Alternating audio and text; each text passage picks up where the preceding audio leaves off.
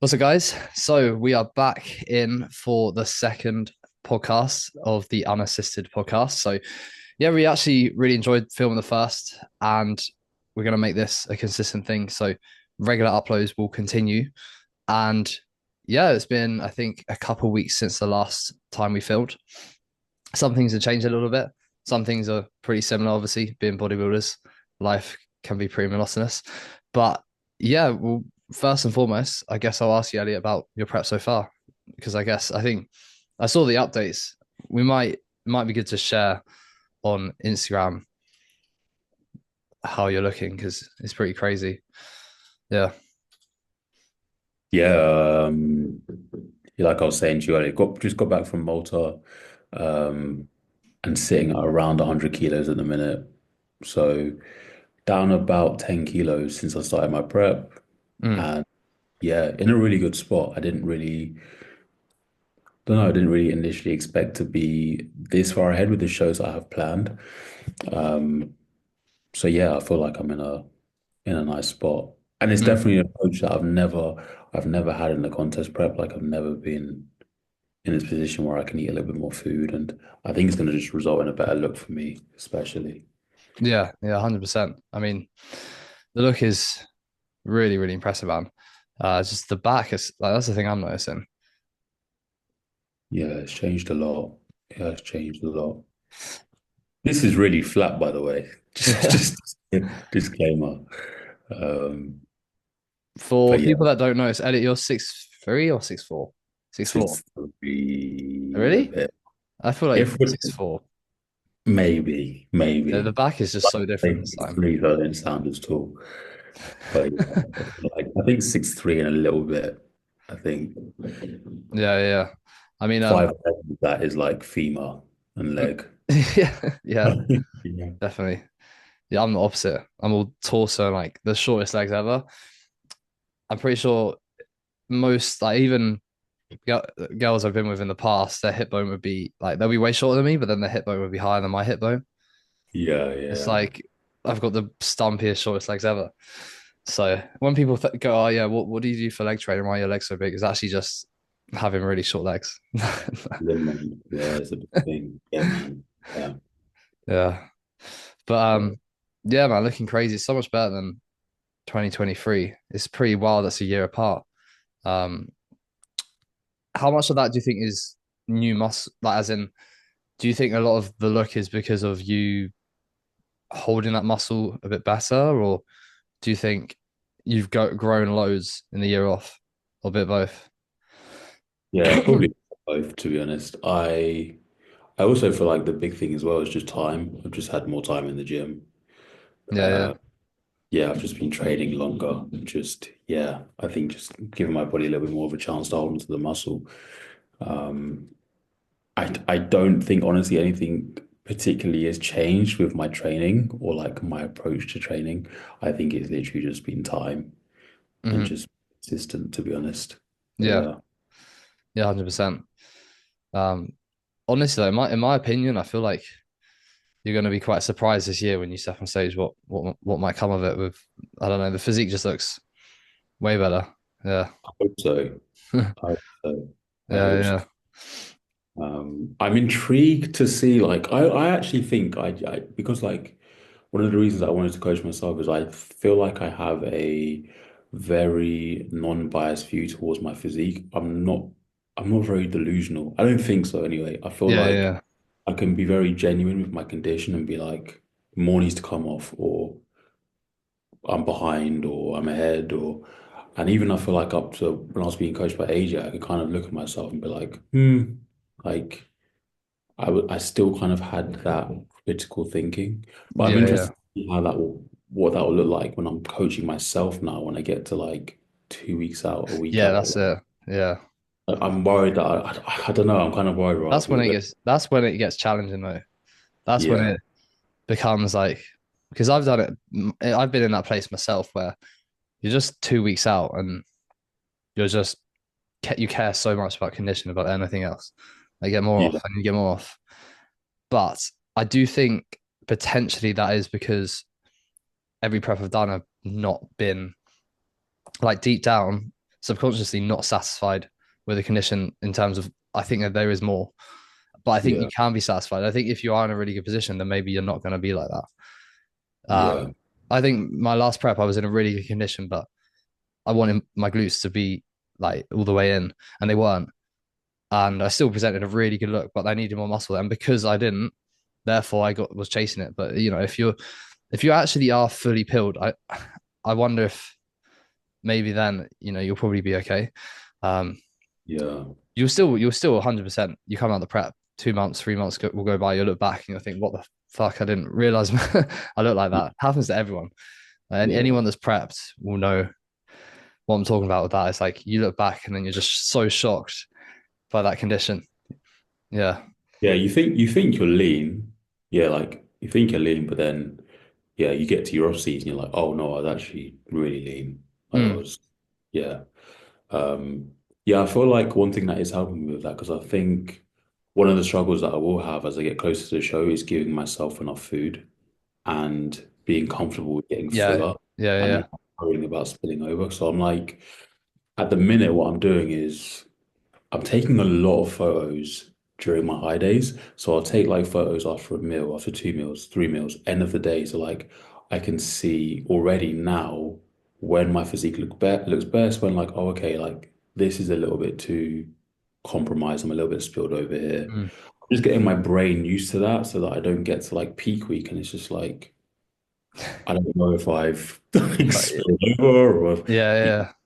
So just lots of photos is definitely helping me in like different states. But Another yeah. thing is when people self-coach and they're like peak weeks hit and they're like 1,000 grams of carbs going in today, and you just know that they're just treating it as like, oh, I'm eating. And that's because if you're self-coaching, it's so easy. You, you know what? Maybe I'll just have another 50 carb. Yeah. Yeah. And then you do end up spinning. Um, you need that accountability. I think just having some sort of objective eye can be. Do you think you can find a like a yeah, well, I guess you can always run photos by me if you ever Yeah, I'll send want you some. yeah. I'll send But you some. I think it's good to have someone. Yeah. Yeah, it's not like you need them to coach you, but it's just like, hey, look, these photos, what do you think? When you're like, what, 1 week out, and do I start with when do you stop the fat loss when I start reversing stuff like that? Those are the calls to make. It's like when's the fat loss done? Yeah, yeah, yeah. I feel like maybe a useful thing as well for some people is like it might sound strange, but if you live with somebody, if you have a partner, I'm not saying use them as your coach, like don't go for like Samson Yeah. mode. Like Bryony, she'll know if I'm flatter or if like she's seen more detail than what I typically have. And it's not even her just making a call about something. It's just her opinion on something is like, because she sees me every day, Yeah. Yeah. something, and she's honest with me. I'm just like, okay, maybe I need to make this change then because Yeah. Mm. she's noticed that I look a bit flatter or like she's seen a piece of detail that hasn't been there before. So maybe if you live with somebody or if it's just a mate that you live with, if they're noticing certain things, you could potentially use that as a bit of feedback, Hmm. Yeah. um, Yeah. self-coaching. Um, Yeah. no, yeah. Mm. I've actually never self-coached, never, and I Did you don't. do it initially for your first comps? No, no, no. So I worked with a coach when I was 19, and then I changed coach. I was coachless for 3 days, and then I went with AJ. I just love the kind of routine of getting feedback from someone and being accountable to someone. And I think for me, like genuinely, the thing that I like the most about it is having someone else that, and if you find the right coach, you might not find this, but having someone, and both of my coaches are great, were great at doing this. Is like someone that genuinely cares as much as you do in your own journey. So like you Yeah, step off stage and you've won, and your family are all celebrating you've won. Do they know exactly what that actually means to you, and do they know what you've gone through, and exactly how special that moment it can be for you? Or when you lose and you come second and you really want to win, yeah, does someone around you truly know how badly you wanted to win and why that might not be good enough or why it is good enough, so like having someone along your journey I think is really like a nice feeling. Like it's I think that's for me, that's the reason I'll probably always have a coach. I think if I self coach, I might find it a bit weird, like a bit lonely. I I don't get know. you. Do you find it a bit, are you a bit lonely? Yeah, but I'm a bit of a loner anyway, man. Yeah, Like, yeah. So yeah, it's I don't mind that aspect of it. yeah, Do I do get you on the process of like having that check in with somebody though, and like just having that feedback from somebody mm, and almost just that confirmation on yeah, certain yeah. things. Um, but yeah, so far I'm honestly really enjoying it, but this is supposed to be the easy bit. I'm just losing body weight at the minute and body fat. So I don't know. You're like a good few kilograms away. So I know you're saying it's supposed to be the easy bit, but you might yeah, be surprised. It might all be easy. yeah, yeah. Yeah, you never know. So we'll Yeah. see. Mm. I'm intrigued to see what the standard would be like at the PCA shows, the PCA natural shows. Yeah, yeah, yeah. Did you see? Because they only done one last year, didn't they? Did you see kind of the standard there but last year or? It looked decent. It looked good. I wasn't there though. I wasn't at the show. I'm excited to maybe to visit a few of them this year for sure and see. It did look good. But to me, the reason why I'm not behind it yet is because there's no pro level or there's no kind of prestige. So it's like you turn pro or PCA pro. It's like what pro natural show is there? Where like top athletes are at. Because I don't know any top natural athletes that are PCA like doing PCA pro natural shows exclusively. Like to me, like the pinnacle is the WNBF or stuff like that, and Yeah, where there's like a background like DFAC, you look at some of the top pros, uh, Nathan Williams. There's no one like people like that. I don't really know any in PCA yet, and there will be in the future for sure. I'm sure there will, but we'll have to see how it goes. Have to see how it progresses. I think yeah, it's probably a really good show at the amateur level, and it's good to do for fun, and like it'll be well ran and stuff. But yeah, mm. yeah. Yeah. The honestly, the reason I'm doing it is more so because I've never done a PCA show before, and I've heard a lot of feedback about how well the show's run and that sort of thing. So yeah, I thought I would give it a go. But you're right. I think they're still in the building stages of building out natural bodybuilding and getting like established and Hmm. Yeah, get yeah, yeah, busy. So definitely, yeah. So we were gonna make this podcast about essentially mistakes that you can make in prep. We're gonna talk about mistakes you made in prep and why you'd want to avoid them, why people make them, stuff like that. Because we're both in prep now. So I actually didn't mention that, but yeah, I've started prep. So I'm a week and 2 days into my own prep. So hopefully I've made no mistakes yet. how's it going for you? Yeah, it's going. It's too fair. It's going weirdly because obviously I got ill and lost loads of weight, and for some reason the week and a half is basically me seeing body weight move minimally, but me get way leaner and way fuller. So not the typical start to prep people would have, but it's because I took a step back severely, and I think my Yeah, body's now like bouncing back. But I also think that like because I had a week and a half or nearly 2 weeks away from training. Right now, I just feel amazing. Like my sleep's been great. Training just feels amazing. I feel so fresh. So it's almost like maybe the time off. I don't want to say it benefited me because it obviously didn't benefit me, but like now I'm fresher and I'm kind of catching up and almost going beyond it now. Yeah, yeah, despite being in a deficit. So yeah, usually when you start prep, you'll see body weight drop a lot and you'll go flat, but you're not that lean yet. And it's a look that you've just got to kind of cope with at the start of your diet, right? And then it all yeah, gets better when you get a bit leaner. For me, that's been the absolute opposite this time. It's never happened before like this. So yeah, it's been interesting. Yeah. yeah. Nice. Have you decided if you're gonna do WMBF show? Yeah. So I bit unsure yet. We'll see. Okay. Okay. But I think I will. I just don't know how I'm going to feel when I get close to it. But I'm planning to be absolutely peeled by, MBW. I want to be 100% for that. And then we'll see where things are at in September. Yeah. The only reason is because like I'll have clients in that show and I just need to decide if I'm gonna go in as an amateur against amateur clients and then also just whether my first show I want to be as an amateur. So Yeah, yeah. yeah, yeah. We'll see. Yeah. Nothing's official yet. Okay. Well, actually, I lie. That's not official yet, but MBW obviously that's official. I entered AMBF. Can't wait for that. November the 1st. That'll be good. Yeah. But yeah, so I guess Elliot, you start us off. What would you say is the one like the first thing that springs to mind in mistakes on prep? What would you say? Yeah, I would say the obvious one that everyone says really, which is not having enough time. I guess not having enough time combined with starting off way too heavy and not in a decent position. Mm, That's definitely something that I've changed for this prep for myself.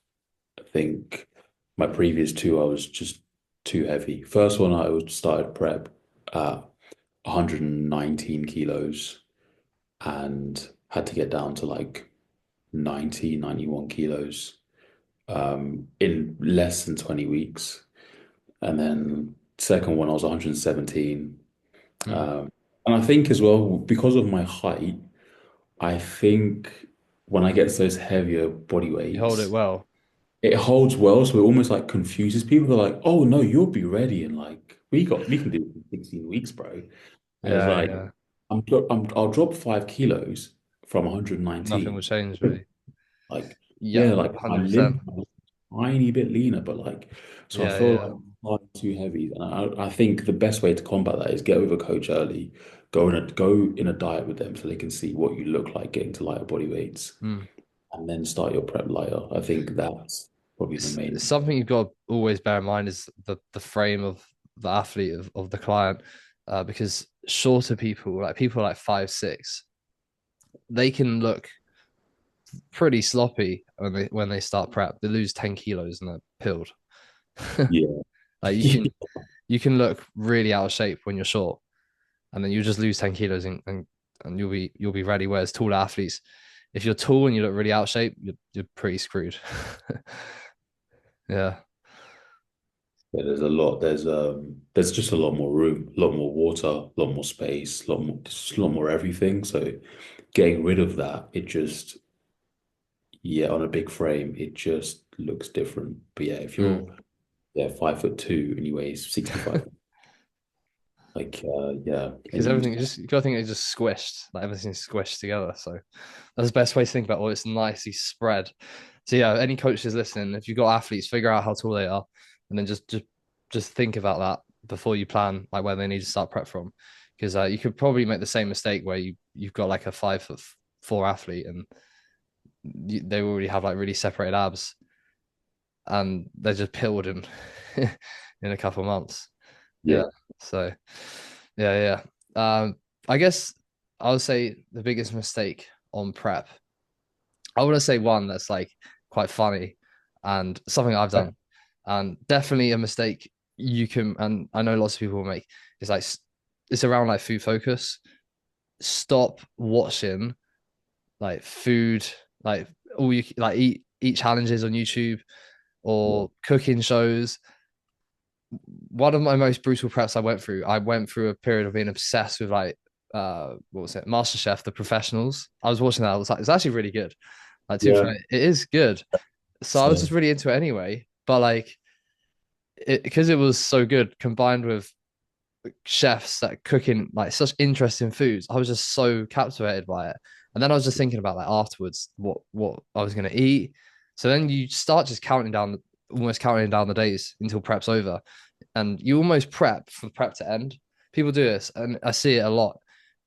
You know, the typical finish prep, eating a cookie, and you're crying. Like I saw something on Instagram that I saw a Yeah, guy actually taking the piss out of this woman that was eating a cookie and she was in tears, and all these people were defending her, but like, you don't know the pain, the struggle that she's gone through to get here. It marks the end of like a sacrifice, and I get that, but at the same time, you need to stop glamorizing that because you're prepping to reward yourself afterwards, and it's Yeah. not. And what's going to happen is you end the prep, you go on a rampage, you eat loads of food, you look absolutely terrible because your hormones are ruined, and then gaining loads of fat at that stage is going to make you look really bad. Combined with a lack of goal after prep, you've got no goal, you're lost, and now you look terrible, and you've binged on loads of food. Mentally, you're just going to be ruined, and it's like that's a pretty bad mistake you can make on prep. That's very consequential. So anyone prepping right now, avoid going on BBC iPlayer, going on Celebrity, no, Um, Masterchef the Professionals, or Great British Bake Off. That's another one I was watching. yeah, I was into those shows, man. Um, and I'd watch this. My first prep was it was just the worst one. Like after that, I literally just stopped. Like Eric the Electric, his eating challenges on YouTube, and just like watching him eat like an entire McDonald's menu, or just like it's just insane. Like doing my cardio and watching Yeah, somebody gorge on food, and just like buying cookies that I can have post show.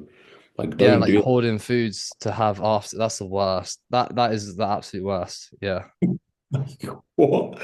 But I feel like if that ends up being your mentality for your preps and you just keep that level of food focus, you won't last long in bodybuilding. Like I feel like people yeah, you just don't ever go to like a different style of training or they think bodybuilding is just too all consuming and mm, because you've just essentially just like you've enabled just poor eating habits in your relationship with food in your prep. yeah, definitely. I I always say to clients, try and see post show. Like, don't think about the foods you're gonna eat too much, and how you would the thought process you want to have when you finish competing is almost like, oh wait, I finished prep. I can go and have a meal off with or I can eat this now. Like almost like, oh yeah, oh shit. Like not like now I'm gonna go eat. Like you planned it. It should just be like a bit of a real. You should be celebrating that you've stepped off stage, and the afterthought is like, oh yeah, I could go and you see a chocolate bar and you want to have it. You go, like, okay, maybe I can have that. Not okay. This is where I'm going. Then I'm going to this restaurant. Then I'm going to this restaurant. I'm going to eat this. Which is hard to do. I've done it myself, especially when you finish prep in America. That's dangerous. Vegas, Yeah, yeah. that's dangerous, man. That's That's not the best place to finish prep. no, the hotel that I finished competing in had a Chick-fil-A. So yeah, and Cheesecake Factory and yeah. Yeah, not ideal at all. Yeah, man. I feel like as well, you got to think a bit more long term as well. Like post show, Mm, if that is high. Like if you said, "Oh, I want to be a pro," or like regardless of the result that you've got in your season, you're still a bodybuilder after that show. Like it's not like prep's done and now your goals are done. Like you're yeah, done yeah. with Hmm. Exactly. so, like you want to you're going into your off season now, so you want to make sure that you're in a good spot.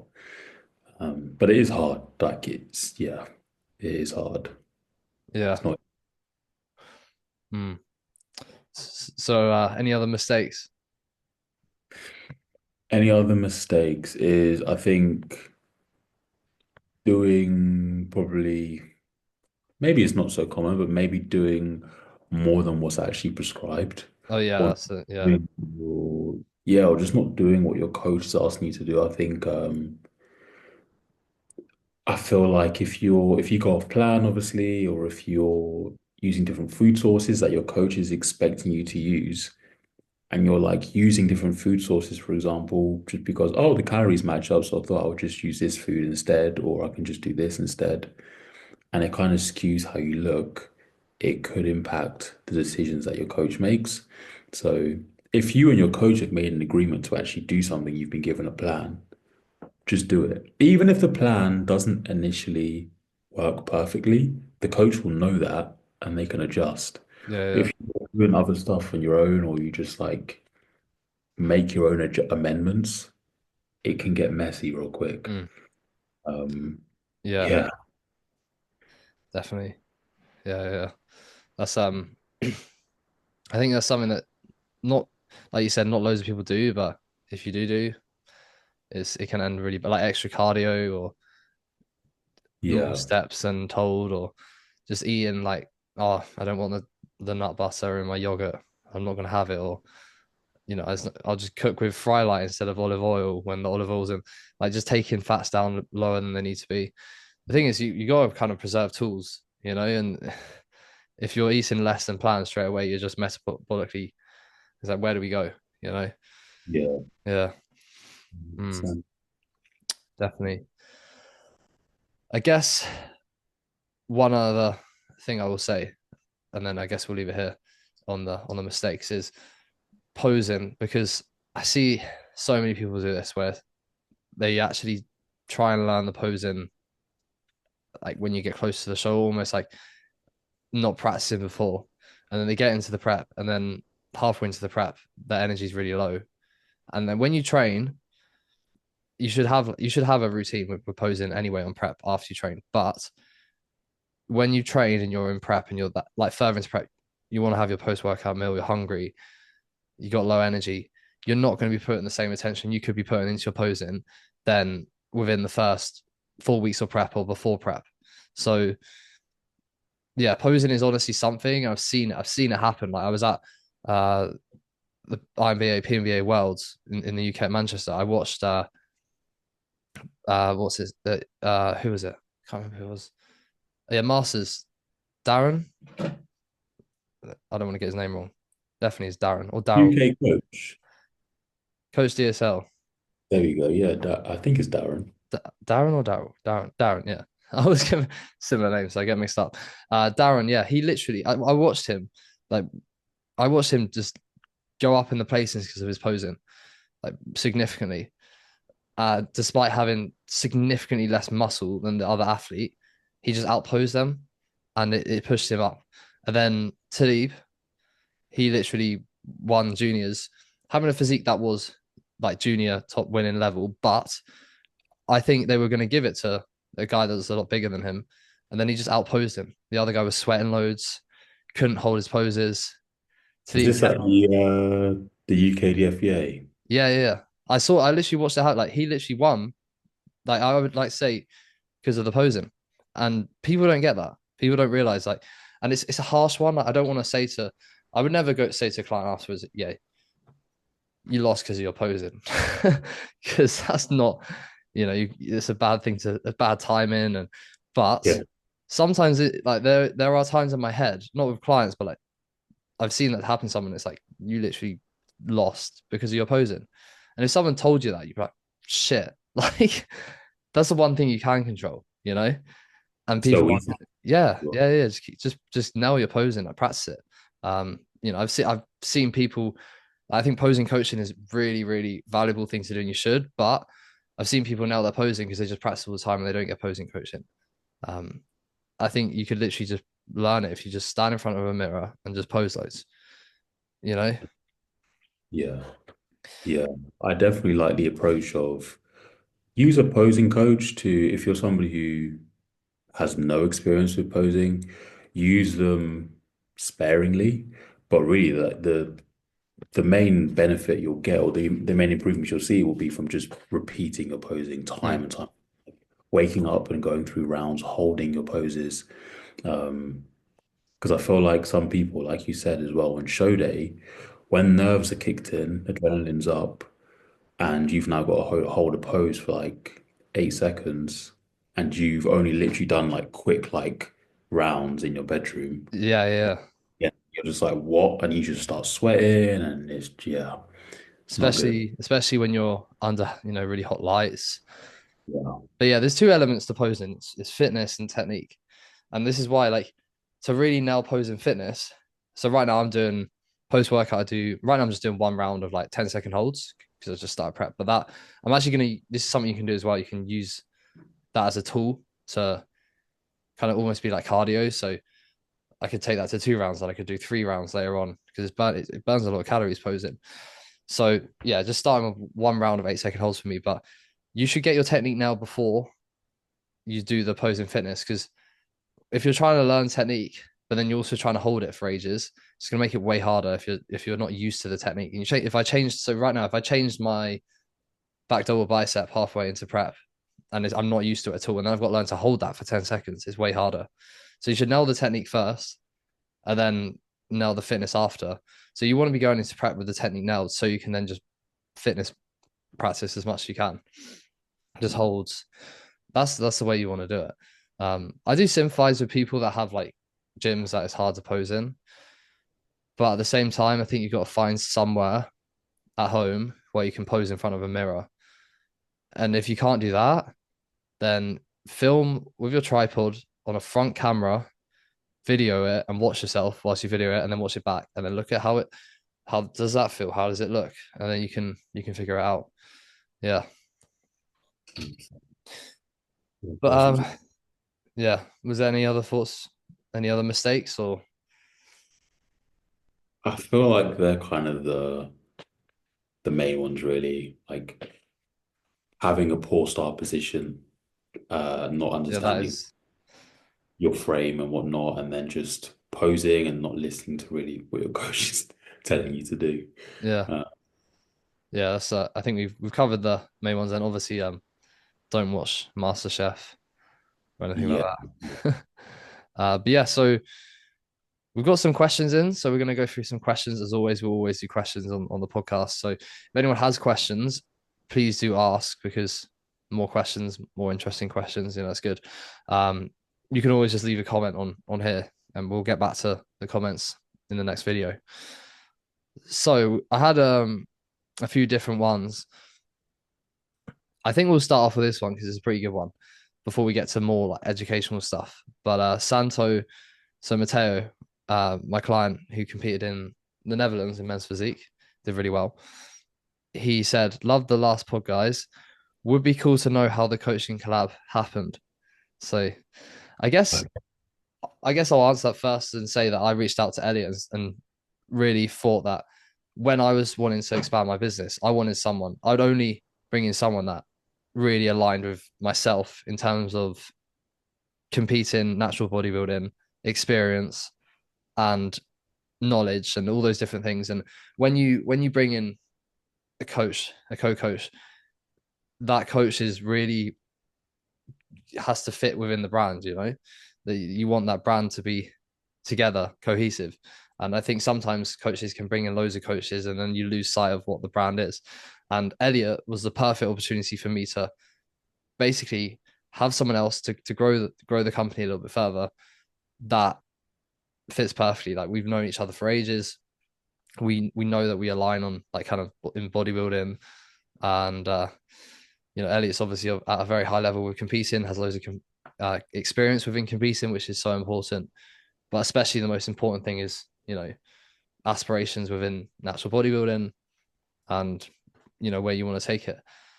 But yeah, I can't remember when was the first time that we met. It was I remember training with you at the coach, the first of the coach, yeah. the shed the coach. Wow. My God. Yeah, yeah, the OG. I Yeah, don't think it's the first time I met you though. I feel no, like no, like maybe a show or I think so, maybe in my 2021 season at some point, I think. yeah, Um, because I competed at that show. Yeah. you did, yeah, yeah, at the British finals, maybe that might have been the time when I'd met you initially, Mm, maybe. yeah. Too sure. And then soon after we trained at the coach. Yeah, yeah, Yeah. man. Um, yeah, so I've known you quite a while, to be fair. And then, like, my initial thinking with it was, I think at the time I was wanting to coach more athletes and align with a brand who was coaching more athletes and was in natural bodybuilding. And obviously, I've been doing bodybuilding for a while, so and I've known you, and I obviously see the work that you were doing. So I was like, yeah, like Mm, it makes sense. yeah, So definitely. Yeah. And it's going well. So this year's going to be very exciting. Elliot's competing, I'm competing, and then we've got loads of athletes prepping as well. Elliot's got some really decent athletes coming this year, so excited to see that. So yeah, moving how we want it to, which is good. The other question I had, now this question I wanted to answer because it relates very heavily to what I went through. What was it, 4 or 5 weeks ago now? So he asked, can 1 week of almost zero food and no training affect muscle catabolism had flu virus? So I think what you've got to understand is your body is a kind of adapted to what you're doing. So if you're training loads and suddenly you don't train for a week, your physique's obviously going to change quite quick because it's quite different to what you were doing. Say you were training for months and months continuously, progressing continuously. The fullness is going to look great, especially when you've had food continuously. Water's been in a good spot. So you're going to look like you've lost a lot of muscle, but so much of that will be water, glycogen. A big chunk of it will be that. The other thing that will be affecting it is skill. So you might think you've lost muscle because performance is down severely because when you take time away from training, you lose kind of confidence with certain movements. So you go into the gym and you'll feel a little bit weaker. But to actually lose substantial amount of muscle would require you to literally have your body adapt to weeks and weeks and weeks of not training. Over time, your body will adapt even more to no challenge in the gym. So you getting back to it a week later, your physique like that will just come back really quick. So you will not be losing much muscle at all, because you can get back in the gym and like that, it'll be back where you need it to be. Understand that once you get food in a good spot, water in a good spot, and you've done that for maybe a week, things will be in a really good spot. But the skill element is a big thing, and you might notice. For me, it took my leg training a little bit longer to come back, just because of how demanding those movements are. But yeah, do not worry, man. Like I was down bad, and it came back quick. So yeah, it's not too bad. I mean, it's not ideal, but yeah, you'll bounce back 100%. So another question I had is, what do you think about nowadays science-based people who say you only need to do one set? Yeah, Elliot, what do you think about that? Um, who's saying that you only need to do one set? Is that a thing now? Is it like a one Oh, set per what's his name? Lifting. lift run band? Yeah, he's definitely said that. Paul Carter. Paul Yeah, Carter, that's his name. Yeah. yeah. Um, I mean, no, I don't think you should be doing one set of everything, to be honest. I don't know where that's come from. Uh, I also think with stuff like this, if you have questions about this, just try it Mm. and see what happens. Yeah. Just see what happens. I feel like it's the same with the don't need a calorie surplus to build muscle, or I want to keep my body weight the same. Yeah, yeah. Just try it and see what happens. If you don't get the result you want, you've got your answer. So yeah, are we gonna? I'm seeing the timer. Yeah, yeah. We'll start. We'll resume in a sec. Cool. Right, so we're back. I actually scared Elliot because for a second I thought the recording just disappeared. But it's all good. So we were talking about one set per exercise. Now I wanted to just share my thoughts on this because I really do believe that if I did that, I know exactly what would happen. If I did one set per exercise, my bigger muscle groups would be okay. All my small muscle groups and my weaknesses would disappear. Like my upper lat would get way weaker. My medial delt would not progress as much. Um, I used to do 3 sets of lateral raises a session, maybe 4 max. Now I do 8, and the difference is in how quickly I get stronger and how my medial delts look is huge.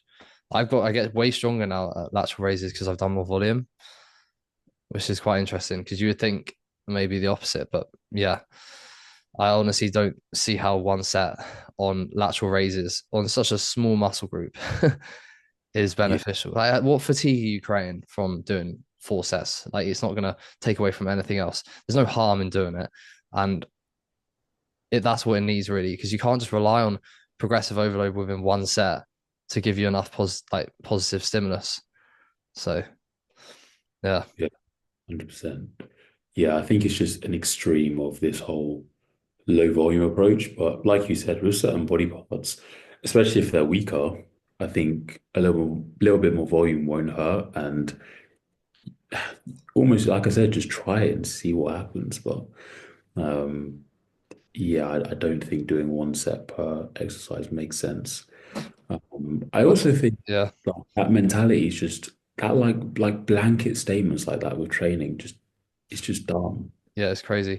I don't even Yeah, think Paul Carter looks good, in my opinion. Like, it's a normal dude on TRT who just trains. yeah, Like, like I don't this whole mentality of just like one set or you should be doing this. It's like, well, if you have clients, see what certain body parts are responding like and make adjustments based off of that.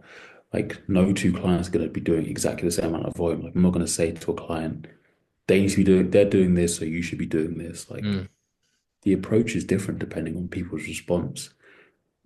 Yeah. yeah, 100%. Yeah, definitely. Um, I think the simplest way to when people ask about volume and how many sets should I do, the way I see it is you want to find what is the most volume that allows you to get the strongest at the quickest pace. Because then you're maximizing stimulus from the number of sets you do, and then you're maximizing stimulus from progressive overload through performance. So you've got to find that balance. And what like you have to find that balance because if you train like a power lifter and you want to get really strong, look, powerlifters aren't trained to grow muscle. They're trying to get as strong as possible. So there's skill, there's like not trained to failure and different things like that. But that is that building stimulus if you get really strong. I actually think sometimes getting super strong can inhibit your ability to build muscle. Think about Larry Wills. Like it's so hard for him to rely on progressive overload. In fact, for him, like one set for him would be he would probably need to do quite high volume and find ways to build that stimulus. You can't just rely on just getting strong. You need volume to also be in a good place with it. Mm. Yeah. Yeah. So I'm getting distracted because so before I'll just reveal what's going on in my life where there's a power outage, which is weird. You're probably thinking power outage, how am I sat here filming this podcast? But it's cut off all my water. So I have no water currently, like nothing. My toilet won't even flush. But I just received a text message that said the time of restoration is 11 p.m. tonight. So that's reassuring. I was worried I was going to have no water all day tomorrow or something. So But, yeah. So we nearly this podcast was nearly cancelled, but luckily I didn't need to cancel it because I ordered loads and loads of bottles of water. I think I've got 8 liters of water. oh wow, you ordered in that. Yeah, because I drink so much water. Tomorrow I'll have like 4 liters before I train, and I was Yeah, stressed, and I was like, I need some tonight because yeah. So I was just worrying. So I thank ordered you, loads. man. Yeah, but yeah. Anyway, that's good news. We're getting a bit sidetracked, but yeah, eventful life right now. So we'll do one. Did you have any questions? We'll do maybe one more. Not as Um, in, did you have questions to ask? Did you get any yeah, questions? Yeah. I only had a couple, man. I had a couple. Um, I feel like this is a decent one actually. This is a training one. So, uh, how important is it to follow your exercise order? So, is it detrimental if you have to change the order of your training in certain situations? So, if certain things aren't available or that sort of thing. Mm, That was asked by Ricardo. I'm not going to say your last name because that would be offensive. But Ricardo asked that question. mm. Thoughts? Yeah. So I guess I actually have a lot of clients who ask this. And I think what you need to approach it with is does the exercise you're going to do take away from the next exercise or not? And how does it interlink? Or is the exercise before affecting the next exercise? And is there a rationale for it? So, for example, you do a like a fly variation before a press, and then you want to emphasize your chest. So you you do the fly before the press. If I did the press before the fly and I'm trying to emphasize my chest and I've got dominant delts, that's not ideal, right? So that's where you probably wouldn't want to move it around. The other reason is if you are doing like a compound earlier into the session, it's taken away from the quality of the work after, which you don't want to happen. And another really good example as well is like doing triceps before fly. So how do I? So you'll notice the clips are just switched completely because a neighbor was knocking, asking what's going on about the power outage. So I was letting him know, because I thought, yeah, it's not ideal. I think they've got a child as well, so far from ideal. But anyway, I was saying your exercise order, triceps before press. Obviously you got to be mindful of what's going to take over from one another, and basically an isolation, those orders don't really matter. But it's when a compound and an isolation is next to one another. I think that's the easiest way to describe it. And then I guess also just thinking about like the level of fatigue that you create from the movement. So I think you can move exercises around as a one-off, and I don't think it matters much at all. But if you're doing it continuously and you're just swapping things around, then it's going to become a problem. I think understanding your progressions as well each week is really important, and you're not going to understand your progressions if your exercise order changes all the time. So, um, if you're in a rush, someone's using a machine, you need it, and it's like lateral raises, but then afterwards you've got triceps. You can maybe do the tricep before the lateral raises if you really are pressed for time. You could even superset things if you're pressed for time, but try and avoid doing it too often. And yeah, I think that's covered it. Anything else you wanted to say around it? Man, I agree with you. Yeah, I think just looking at obviously what's weak on your physique and don't move things around if you're no longer going to end up prioritizing what's weak on your physique. Like if you've got a weak chest, it's probably not best to do all your tricep work before you. Yeah, exactly. Yeah. Uh, yeah, What I was saying on it as well is I'm very stubborn, so I'm never changing it. If someone's using a machine that I need, I will just wait in a polite way because I hate when people just kind of float around at exercise, just looking like how many sets you got, and they just watch you. I'll literally just, I see someone's on it, I'll just wait. I'm not in a rush, so I'm fortunate to be able to do that. But I do think it does matter, and I do think like for me in my head it matters. I want to do everything the same order. yeah. I think also though, be sociable, like jump in with people. I Yeah, guess it yeah, depends what it is, but if it's like isolation stuff or if it's something like a Smith press, but people in your gym are probably not going to be pressing 5 or 6 plates. The most I'll have on there is probably like two. So like switch, jump in with people. 100%. Yeah. Yeah, yeah, Don't wait to be like, how many sets you got? Oh, I got two, but oh, can I jump in with you? Is that all right? And then you're in, you've got your exercise. Rather than like, I'm pissed off because I can't get on this machine, but you haven't actually asked yeah, to yeah, jump. yeah, Yeah. yeah, for sure, 100%. Right, so I think we'll probably leave it there with the questions. But yeah, this has been another pretty decent podcast. I think it's just good to chat about all things coaching, training, prep, and everything else. Um, yeah, we'll keep the videos coming every 2 weeks. We'll keep uploading. It might ramp up sometimes. We'll see. Especially as prep maybe progresses. But if anyone has any questions that want to be answered again, comment below or just message me on Instagram, whatever works. I really do appreciate the support though. Like for us to get, I think like 250 views in the first one when we've got like 20 Yeah, subscribers. done very well, to be fair. Yeah, yeah, like that's good. So we're gonna keep it going. Was there anything else that you want to mention, Elliot? No, that's yeah, no, that's all good, man. Enjoyed it once again. So Mm. yeah. Well, I think what we'll do actually, and I'll mention this before we wrap it up, is we'll definitely be getting. I think we'll get some guests in as well. I think that'll be cool to mix it up a little bit. So maybe the next video we'll find someone. Who Yeah. that will be, yet to decide, but I'm sure maybe some people could put some requests in, or some people might be able to guess who it could be. Well, we'll see. Yeah. But yeah, thanks for watching, guys. Like the video as always. And if you are new, which a lot of people won't have subscribed, so 250 views, 20 subs. I think you can leave a sub. So yeah, subscribe, all that stuff. And we will see you in the next one really soon.